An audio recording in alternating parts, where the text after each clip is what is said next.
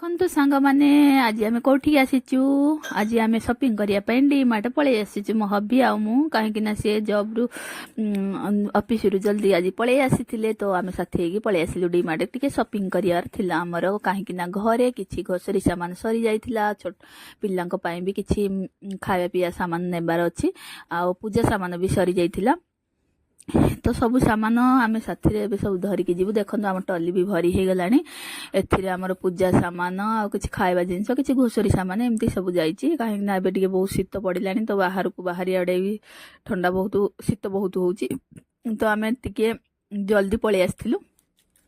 ତ ଏଇଟା ଦେଖନ୍ତୁ ଆଫ୍ଟରନୁନରେ ଆସିଥିଲୁ, ଆଫ୍ଟରନୁନରେ ଟିକେ ଖରା ପଡୁଛି, ତ ଏ ଆଫ୍ଟରନୁରରେ ପଳେଇ ଆସିଥିଲୁ। ତ ଦେଖନ୍ତୁ ଏବେ ବାହାରକୁ ଆସିଲୁ। ତ ଏ ବାହାରୁ ଏବେ ମୋ ହବି ଯାଇଛନ୍ତି ପାର୍କିଂରୁ ଗାଡ଼ି ଆଣିବା ପାଇଁ।